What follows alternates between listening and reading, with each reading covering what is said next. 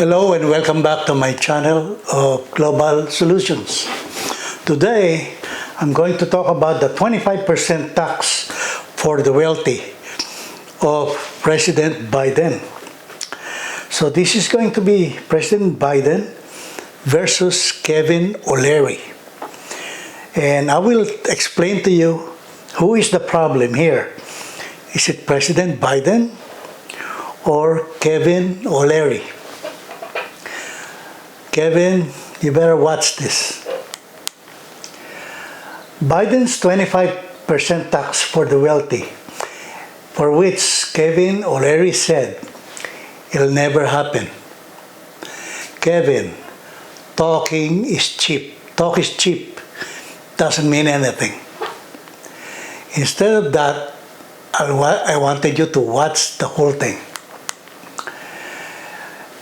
President Biden is surrounded with people like, a good example is Pete Buttigieg, the United States Secretary of Transportation.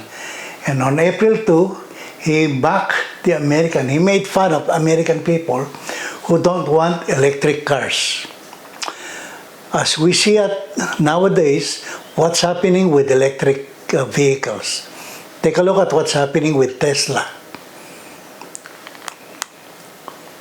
The U.S. traffic congestion and highway deaths in America in 2010 is worth $871 billion, and all of these problems.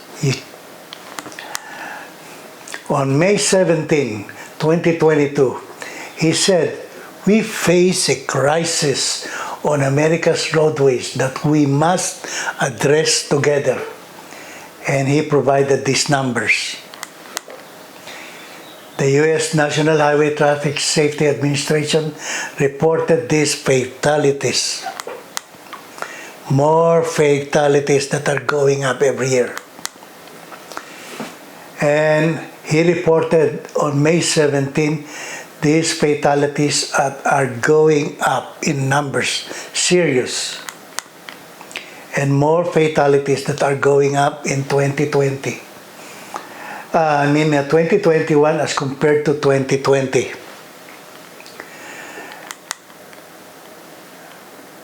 Never ending.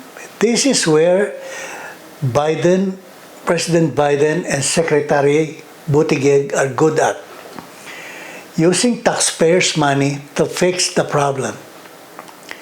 It'll never work because these are system problems that cannot be fixed with taxpayers' money. A system problem must be fixed with specific programs and solutions. Programs and solutions that I alone in the entire United States have developed.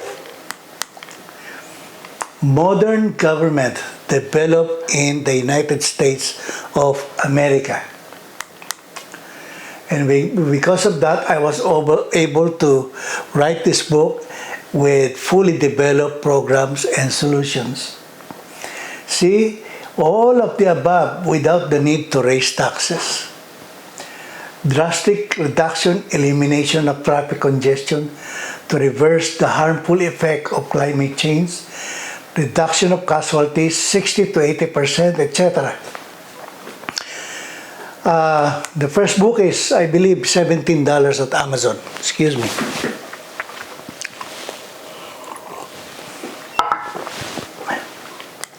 I can't remember the price on this, but it is also on Amazon. And my programs are designed to fix the problem for transportation, gas emission.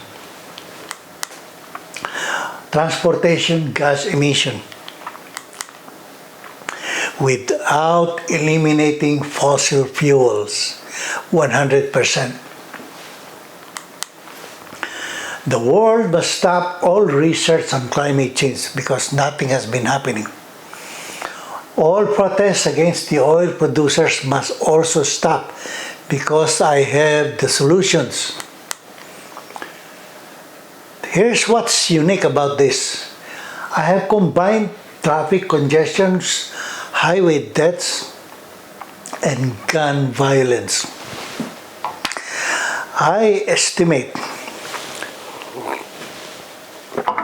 that traffic fatalities at 40,000 plus, 43,000 and change, can eliminate 1.6 trillion problem, and it will become a positive number for the government. 500 plus in billions of dollars on gun violence. That's a bonus. That's 43,000 plus lives every year. This 1.6 trillion is my estimate from 871 billion in 2010. I'm introducing the world's first government modernization program, and it's ready for implementation anywhere in the world.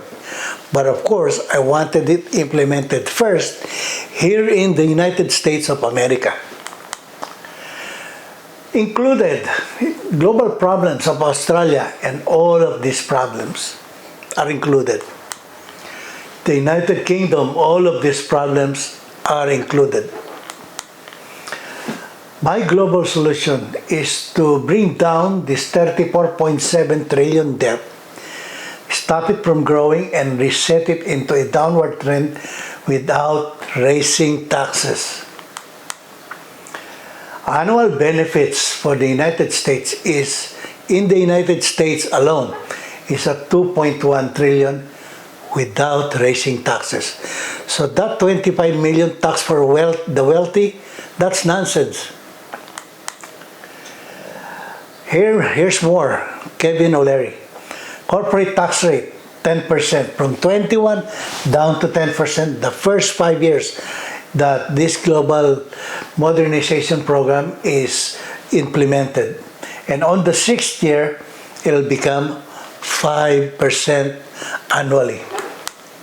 And that's permanent. As I said, included is the gun violence, mass shootings, which is 500 plus billions, and more than 43,000 fatalities will be reduced. I'm estimating that will be at least 60 to 80% of shootings around the entire United States will happen. Without my solutions, all of this will keep on growing, including taxes. 50 years of studies and research around the world, those are the programs that I have developed. Advanced Global Solutions. So, Kevin, Mr. Kevin O'Leary, my proposal to you, let's set up an international center of modern government forum, just like the one in Davos, Switzerland, where they have the World's Economic Forum. The big difference, I have specific, fully developed global solutions. They don't have any of this. We can set it in Las Vegas, in Paris, in Rome, Italy, in Washington, D.C., Davao, Philippines, Sydney, Melbourne, Canberra, Australia, and many more if you want. Here's a big plus for this, Kevin. Revenues without investment. You don't have to invest on this. Let's work together on this. Conference fees is 400 plus millions, minimum 400 a year to 1.2 billion a year. Excluding hotel, food, entertainment, security, transportation, you name it. Plus, here's the biggest part of this. Designing of programs and solutions. That's a lot of money. Implementation of programs and solutions. Tons of money, Kevin. So I want you to stop talking about nonsense. Just like what I said, talk is cheap. Don't do that. And Kevin, these are my guarantees. Just read it. And again, I'm going to send this to you. I don't know how. Maybe on your Facebook or your company. But I will send it to you. Thank you for watching, and until the next presentation of my global solutions. Goodbye for now.